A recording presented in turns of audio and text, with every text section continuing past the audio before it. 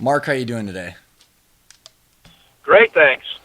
I'm really excited to have you on the show. You and I have got some family history and crossovers that we've got, but I saw you speak a couple weeks ago at a local breakfast, and rehearing your story and what you're doing today, just I couldn't wait to get you on the show because I think you've figured out a lot of things in a very unique journey that our listeners should definitely hear. So your title today is called the Chief Happiness Officer. And before we dive into exactly why right now, can you, for our listeners, go back and tell a bit of your story and how you got to the point to where you are today? Sure. So, in my real job, I own an IT consulting company, and I guess sort of the story that we'll talk a little bit about today is 2.5 years ago. I had a son, a 19-year-old son, who had battled through some substance abuse issues and was actually doing awesome. He was 14 months sober, had moved back to the Twin Cities, and jumped on a skateboard one sunny fall day, had what was described as a 1 in a million fall, and wiped out on his skateboard, landed on his head, and died. And as a grieving father, you're just asking a lot of questions, and there's just a lot of confusion. And I felt compelled to start a nonprofit, and so we started a nonprofit in Gunner's name. It's called the Gunner Project, and we landed on the topic, and the mission of the Gunner Project is really to inspire young adults and others to, wake up every morning and actively pursue happiness. And so that the main focus of what we're trying to do day in and day out is really to kind of drive happiness with everybody. Well, and I absolutely, I tear up when you were telling the story because it's such a ridiculous battle that your son went through, and then after all the hard work, having a tragic accident like that, and I think that if I know the average human being, me being right into the category of all this, you had a really amazing excuse to hit bottom and to really just blame a lot of people and blame the world for it. And not only did you not do that, but you continued to maintain your company and you turned this accident into a way to help change others and change the world. And can you kind of walk us through, like, how did you get to that? How did you get to this journey, and how did you determine that happiness was the key factor that you were looking for? Yeah, it's a good question. When Gunner died, again, I decided to start this nonprofit. I just had this feeling that I needed to do something. I knew that I didn't want to sit around the house and just mope and ask why me, why us, why Gunner, and just ask these questions that there would never be a suitable answer for. And so I sort of took my grieving energy. When we decided to do the nonprofit, we didn't really know exactly what we were going to do, what we were going to sort of focus on, and people came to us and said, why don't you do something on youth addiction? I mean, youth addiction in our high schools especially, but at the college level also. You just read reports. I think it's completely spiraling out of control. Even here in nice Minnesota, the access to, really inexpensive, high-quality heroin and dope and stuff it's crazy accessible in the schools. And I think that's a major problem. And people said, well, why don't you focus the energies of the Gunner Project on awareness and youth addiction and some of that stuff? And I thought about it for a little bit and decided to not go there for a couple of reasons. One, it was a part of Gunner's life. It was a really important part of his life when he was going through it, and it was really cool that he came out of the other side of it, being sober and sort of having it in check. But it really didn't define him as a person, and I didn't want, if this Gunner Project has some legs and people look back on this thing, 10, 20 years from now, I didn't want them to look back on Gunner and say, oh, yeah, he was that addict kid, because it was, although it was an important part of his life, it didn't define him as a person at all. And so, and the other reason is, there are a lot of multi-billion-dollar entities out there that are putting a lot of time and effort and money into this thing. And so I wasn't sure how much I would be able to move the needle with that. And so we decided to not go that way. Another group of people said, why don't you do something on helmet safety? Because had Gunnar been wearing a helmet, he'd be still hanging around with us today. That's absolutely true. He would have scraped up his elbow a little bit, but he would be in college right now doing his deal. But similarly, I think there are a lot of programs out there right now that are in the schools and are in, talking to kids about helmet safety. And so I just wasn't sure what impact I would be able to have. And so as people, we just got these just thousands of letters, of condolence, and people were sending us emails and texts and voicemails, and there became a consistent thread through all of these messages that said, Gunnar had this really unique ability to make me happy, and so that's where the Gunnar Project and sort of the thrust of the project, ended up being focused on this idea of happiness. So well, and so as entrepreneurs and our listeners and everybody, you experience a very traumatic event like this, and there's other people where they haven't experienced something like this, but you took that and you did a ton of research on it, didn't you? You were explaining how you went diving into what is happening, because it's a very intangible thing. I can't remember if it was in your speech or if it was somewhere else, where the difference between being happy and the pursuit of happiness. And so can you share with us, how did you manage to dive into the research, and what were some of your findings of this intangible thing we call happiness?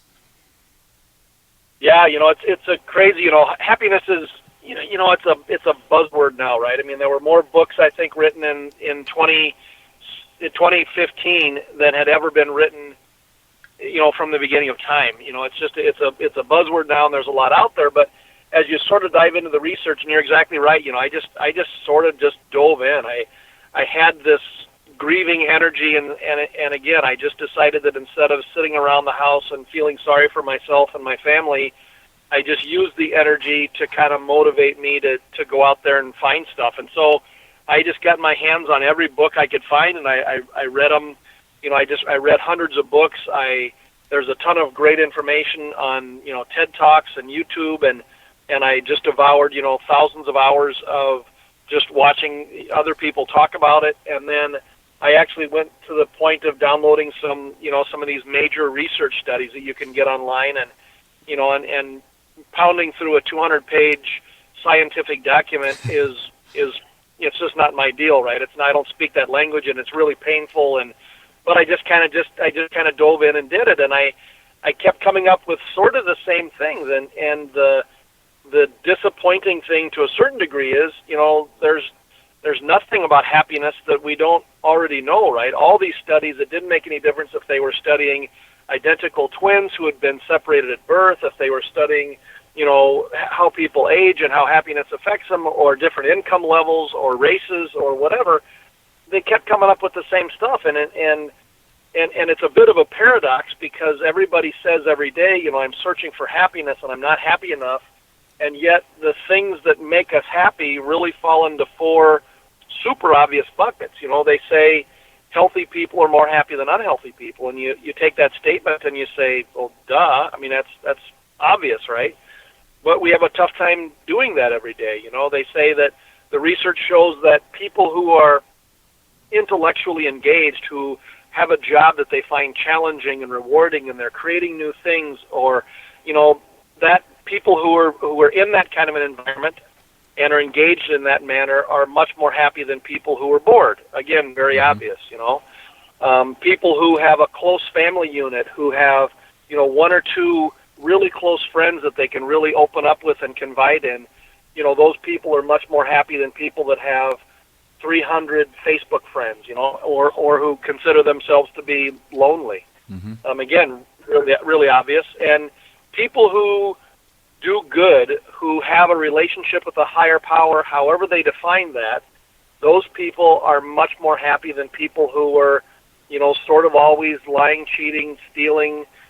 People who go down that road just aren't very happy. And so, you look at those four sources of happiness, and it's really obvious, and yet we have more depression in our country now than we've ever had before. We have more prescription medications for people who are struggling with issues than ever before.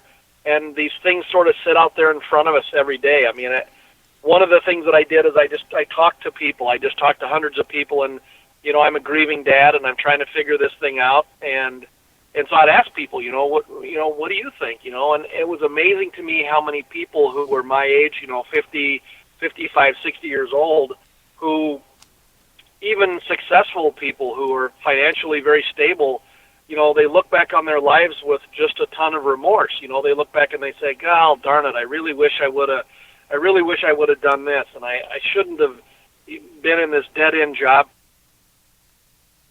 with my family, and I shouldn't have bought expensive, crazy things. I should have traveled the world when I had the chance." And that to me is just super sad. It's interesting because as I've gone out and done a lot of these Gunner Project events, I've talked to like 7th graders and 8th graders and 9th graders, and one of the exercises that we do is I say, imagine that you're sitting down on the front steps of a porch with an elder person who you really respect and you really admire, and this person's been there, done that, and what kind of advice is this older person going to tell you?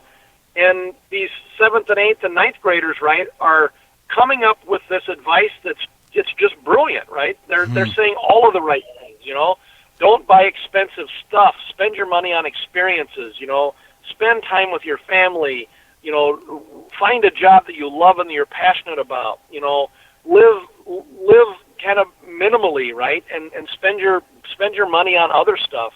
And these are 7th graders, right? So my point with these kids is, you guys know all this stuff, so don't just act on it. You got to do it. Don't be that guy who looks back on their life when they're 40 and says, shucks, I really shouldn't have done that, right? Because you know all this stuff, right? Mm-hmm. So that's an awesome exercise. I bet you just hear the most amazing things coming from these kids. It's amazing. I mean, they're brilliant, right? They're crazy. So, question for you then. Because I think we can all relate to being those kids, but then life happens, I think, is probably the biggest excuse anybody could say, right? Or life happened, or I started my job, started my company.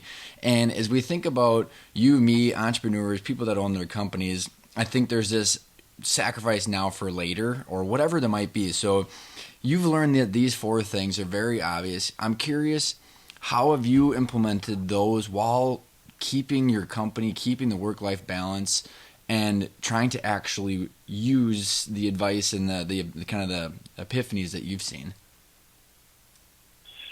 Yeah, it's interesting because the idea I don't know if it's an American thing so much, but I'm just going to call it it's kind of an American thing, right? Was that everybody wants this thing to be a big thing. Nobody's interested in little things. I mean, let's take weight loss for one, because that's another big topic with everybody, right? If I said that to you that I had a perfect plan for you to lose weight, and I knew of a way that you could lose 25 pounds guaranteed and you could keep it off forever, you'd be moderately interested. If I told you, can you lose 1 pound in a month? I think everybody on the planet would say, yeah, I could do that, right? That'd be easy to do. And then my weight loss plan then would be do that for 25 months in a row. And right. people would look at you like you're an alien, right? They would say, well, that's dumb.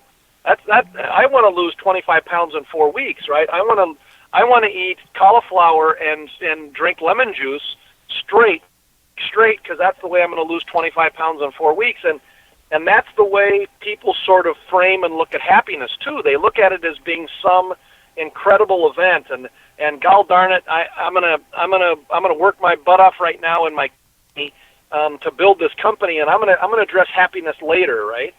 But the investment that you have to make to be happy every single day it's like a 3-minute investment, and I don't care who you are or what kind of a business you're building. If you don't have 3 or 4 or 5 minutes in your day, you're screwed. I mean, you're gonna painfully for the rest of your life. It just doesn't take that much to get yourself sort of, and to find happiness. So you ask specifically what I do, in the morning when I'm showering, and I've just sort of created a habit of this so that when I step in the shower, I'm going to do my deal and wash my hair and scrub down a little bit.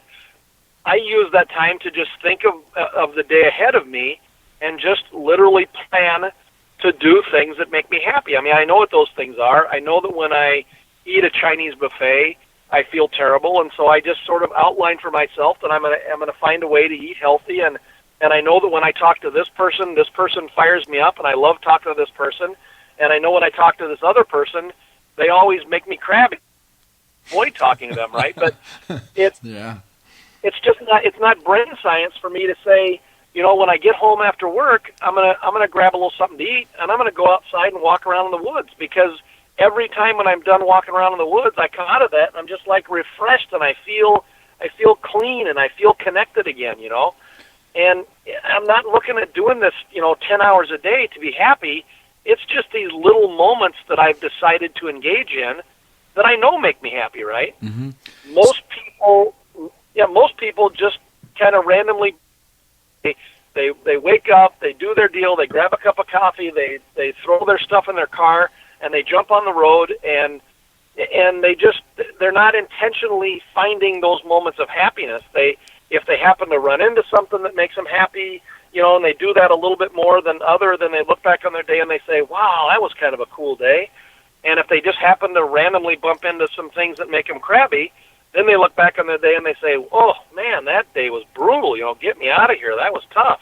Mm-hmm. And it's like everybody treats this thing like it's completely random and you don't have control over it, which is just crazy. So a question for you then, because I'm totally in agreement with you, because I believe it's a decision to be happy, and you're kind of rewiring the thought loops that are happening in your head. And you know, where our listeners or the people that I engage with that are entrepreneurs, they're at this kind of crossroads, whereas in they trying to re-identify themselves outside of the business. I mean, you had a very specific event that helped you kind of create this new you. What I heard, I was talking to a guy on one of our recent podcasts where he said it's the journey, it's not the goal.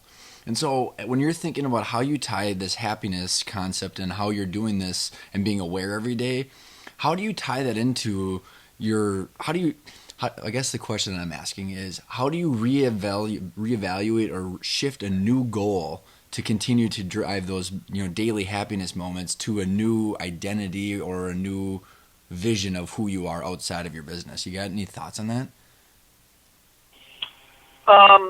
Yeah, you know, I'm not sure. The whole idea of is another.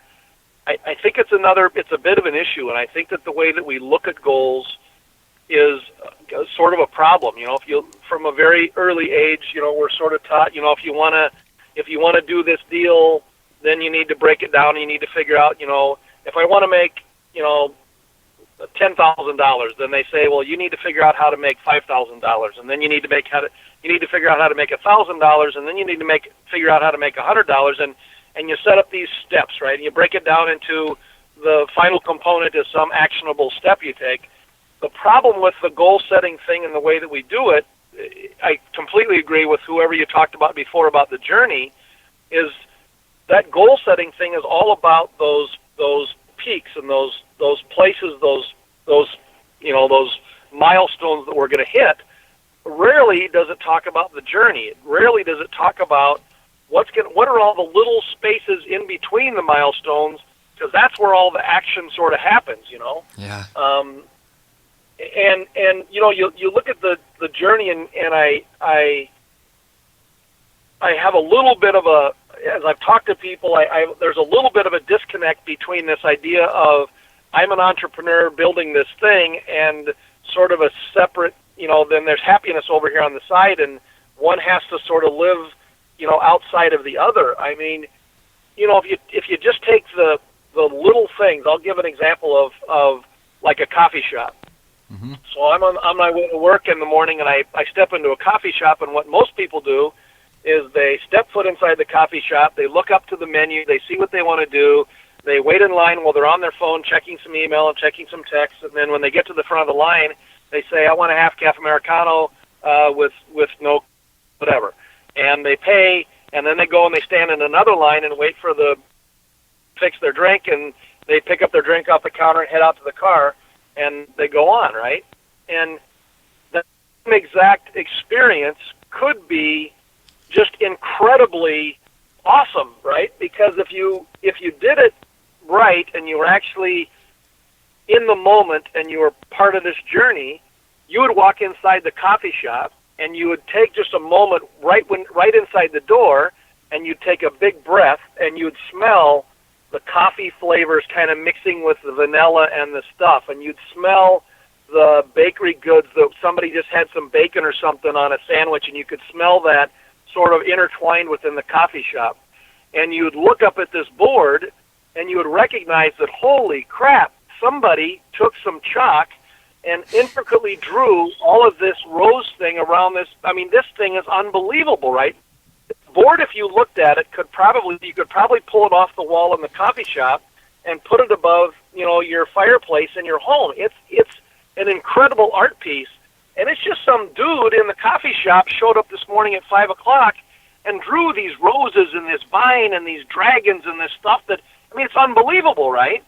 And then you look at the barista who's there fixing your coffee and doing the deal and heating it and drawing little roses and stuff on the top of it, and the people in there are all unique too, right? They've all got there's so much there to be seen in that coffee shop. By the time you grab your coffee and leave there, let alone the just cup of coffee, you've just seen all these things that they're just amazing, right? And you literally have that opportunity to do that in every single instance that you have every day if you choose to do it. But we sort of walk around with blinders on. We're texting and emailing on our phone, and we're crapping when we're driving our car just to get from point A to point B, and we miss all this just incredible.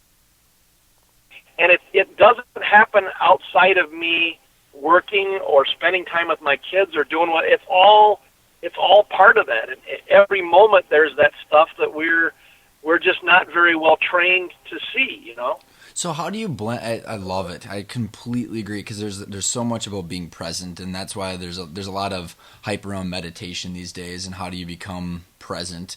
And as an entrepreneur, for you who's actively got the blending of both, and as you start to see, like, how has this affected your vision of where you and the company's going to go and what you're going to be doing as you eventually at some point are out of the business?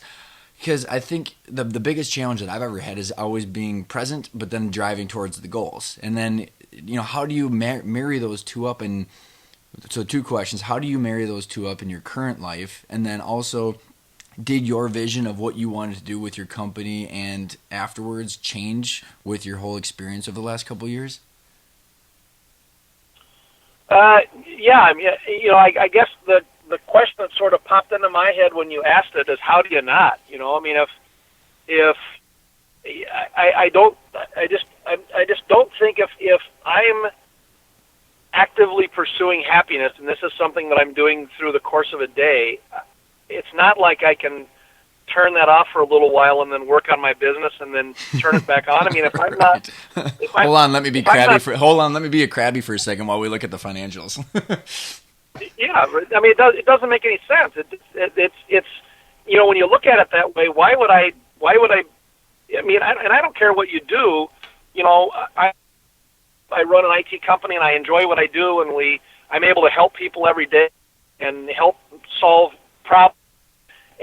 But realistically, if you're in the moment doing whatever you're doing and you're really in the moment, then that just by you being in the moment right there at that time, you can't be bored, right? You're bored when you think about the stuff that happened yesterday because you saw some Facebook post from somebody that was having a blast and they were in the back of a limo and they were doing this great fun thing, and woe is you because I have to work today, right? Or I'm bored when I think about, it's going to be so fun this weekend when I get a chance to go and try out my new snowmobile and do all this stuff. But that's just a matter of just not being in the moment and sort of doing what you're doing. So, and again, I think that there's soul searching that everybody has to do. If you're just in a job that you just detest and there's just no way that you can find happiness there, I think you got to look elsewhere.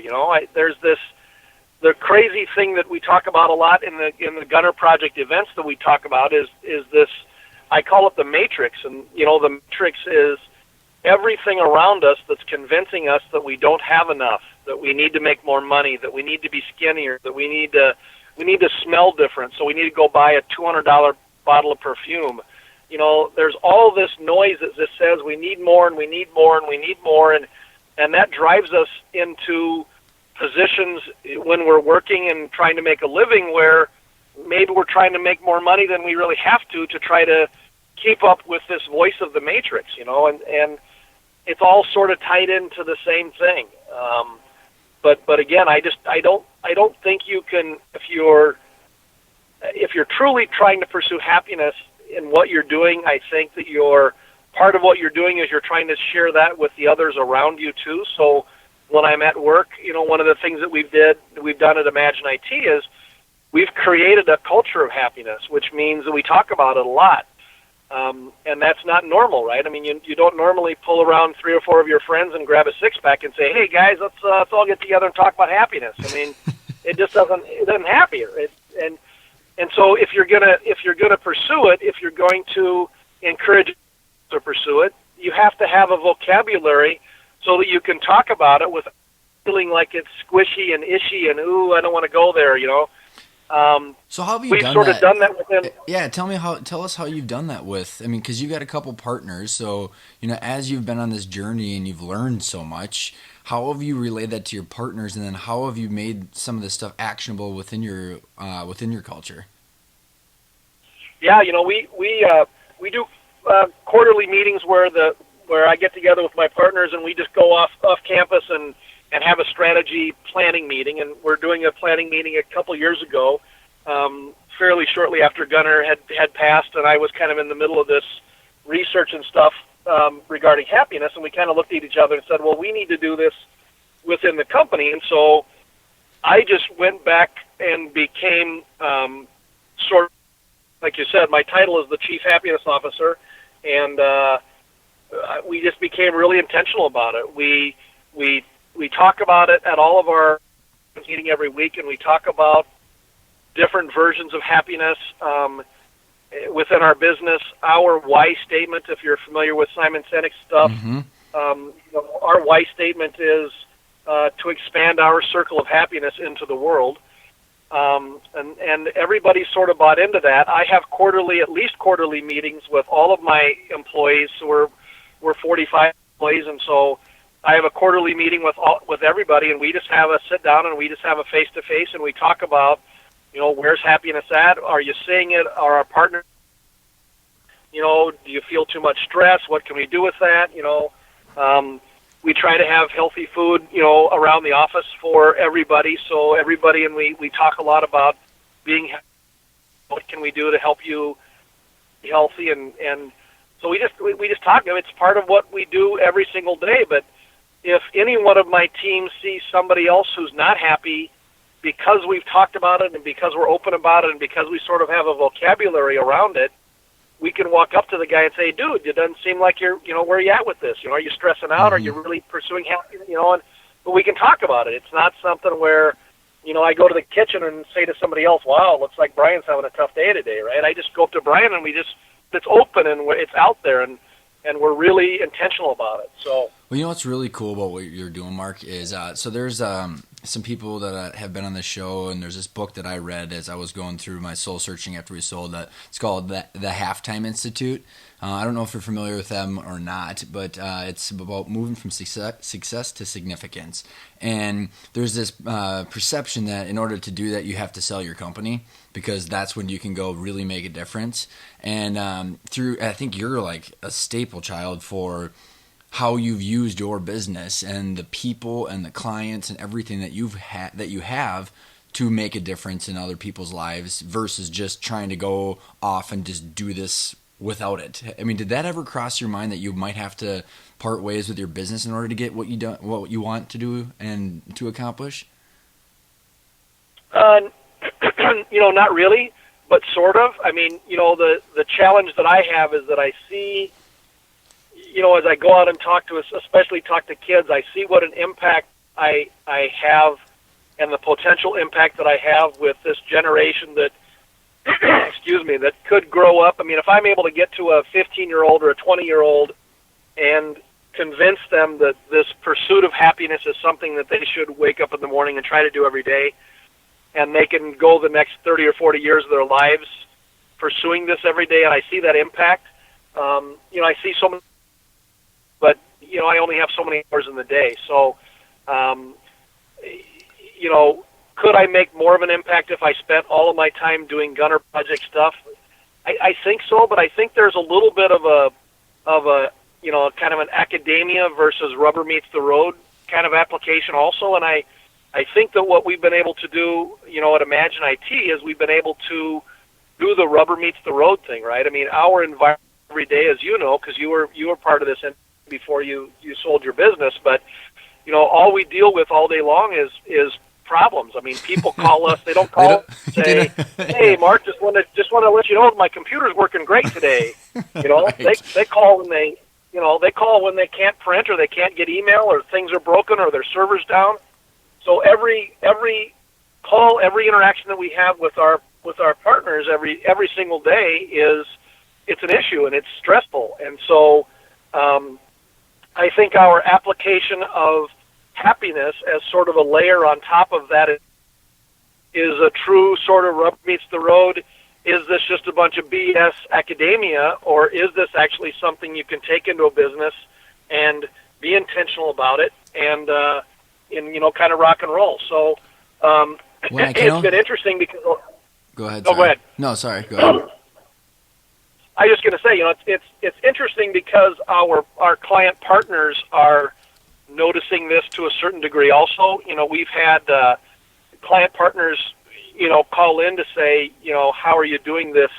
And we've actually gone out. I'm actually going out right now and doing some coaching with some other businesses to say, how do we implement the happiness program within our environment, because they're struggling with some of that toxicity. Well, and I think your example is spot on, and that's kind of what I was referring to when I said how you're actually implementing this. You can use your business as a way to. I mean, if you got 42 employees or whatever you said you have, so you're changing their families because they're going to work and they're not coming home pissed off. But then also those people interact with how many different people every single day that instead of calling because they can't print or can't do something, they get off the phone more happy. I mean, it's a ripple effect is what you're doing. You're actually moving the needle in people's lives all day long. Yeah, I think so. I truly do. And as we, one of the kind of the concepts that we talk about with the Gunner Project stuff is sort of this advancement to, sort of just moving your happiness level up to a point where you're actually pretty happy at the end of most of your days. I mean, I don't think it's possible for anybody to be fully happy every day. I think that's just a mythical idea. But, at the end of the day, if you look back on your day and you say, yeah, pretty cool day, I think you've been successful, right? I mean, I like to talk to people about, adding more to the world, adding more to my day than I took away from it, right? Yep. I mean, there's some times where you're just going to be crabby and you're going to be a little bit irritable. But if I've given more back to the people around me and to the community and to the environment and stuff, if I've given more during the day than I've taken from it, I think you sort of know that, right, in your heart of heart, and you look back on your day and you say, yeah, that was a pretty cool day.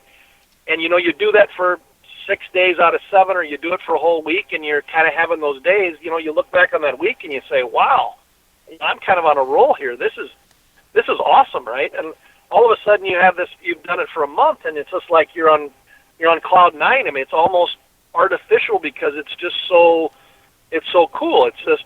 But it's tough if you do one day's awesome and the next day you fall off the cliff and you have a terrible day, and the next day's pretty good, and the next day you fall off the cliff again. That kind of a teeter-totter is it's pretty brutal. It's kind of hard. Well, and I agree with you. And so how I cope with a lot of that is marrying the present with the future, and being conscious and aware of the journey every day. So I'm curious, where does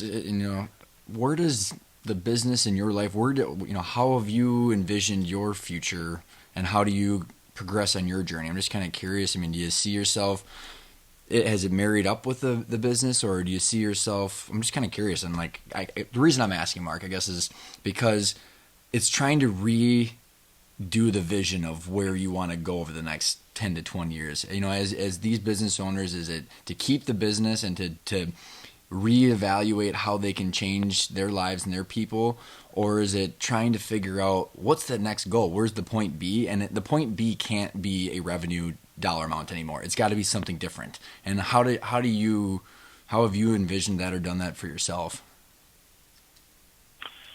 Honestly, as this thing has evolved, I'm less concerned with it. I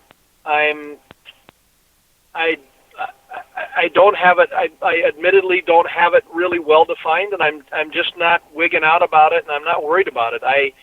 I feel like I'm getting up every morning and I'm contributing and I'm making other people happy and I'm kind of doing my deal. And again, at the end of the day, when I look back on my days, I feel pretty good about kind of how the days have gone. And I feel like there's going to be a time where it's just going to feel right to me that I need to move on and maybe kick this gunner project thing into the next level or something. And if I decide to do that, I'll have to separate from the business and sell it to my partners or exit in whatever way that we decide to exit. But I'm not forcing that. I don't have it written down that on this date when I turn 61 and a half, I'm going to do this because of tax reasons or whatever. I'm just not there. I'm really comfortable with where I'm at from a business perspective. Again, I feel like I feel at the end of my days, that my time that I've spent with Imagine IT and my partners has been really well spent, and I'm giving back, and it's enough. I've got enough left over where I can still spend a significant amount of time sort of pushing the gunner project stuff. I appreciate the honesty, because I think a lot of people that are in their businesses, they believe there's this preconceived notion that they have to have everything figured out, and I love how open you are about it, because to not have to like directly answer, well, here's where we're going, this is what we're doing, this is why, here's my plan, like you said, at 61, here's what I'm going to do, because you're in the halftime world that I was referring to. They call it this transition phase, and the goal is to do it with time and reflection, and not have to make a commitment one way or the other, because it takes time. And I think it's really cool how you've not committed to the outside world that you're going to do one thing versus the other, and you're letting things naturally take place. I really, really enjoy it. Yeah, I guess a couple of things to that. One, I know a whole bunch of people that have done that, where they sort of set a date out there and they're just going to retire at this time, and the day after they did it, they feel like they've made a huge mistake. Mm-hmm. It just they have this vision that as soon as I'm out of my business, wow, this is going to be so cool and everything's going to be awesome, and I'm going to live the rest of my life, and every day is just going to be perfect. And as you know, right, in the stuff that you're doing right now, that's rarely the case. There's just a huge void that you have to fill, and so I think there's a big misconception and a misnomer out there about that. The other thing I think that you have to do that I'm getting better at. I'm not skilled enough at it yet, but I believe it's a skill, so I think it's something that I can work on, is just kind of listening. I mean, we have a tendency to talk a lot and listen less, and I'm just confident that if I sort of just take some quiet time and listen to kind of my heart of hearts, I'm going to know when it's time for me to transition and move on, and when that happens, if I let it happen in that regard and let it happen sort of organically and naturally instead of trying to force it, I think that when it happens, I'm going to make that transition, very smoothly. I think that's what I mean. I think that's really good advice, because then that's what I mean. Where we've we've got this pressure from our employees or our vendors or our clients or whatever to have the answers all the time, and that's when you say we just talk and commit or whatever it is. But like you said, to sit back and just take a pause. One of the guys that was on our show, his name is Joe Sweeney, and he was talking about he's actually written a new book called After Further Review, and it's about taking a pause. Like when the ref blows the whistle and has a red flag, he's like, you just have to take time to listen, because you'll actually hear and learn more in those breaks of silence. Yeah, I totally agree. Marc, thank you so much for coming on the show. I mean, you had so many words of wisdom throughout the conversation. I know we could probably talk about it. I mean, it's a very, very awesome subject, and I applaud you for keeping true to the journey. What is the best way for our listeners to get in touch with you?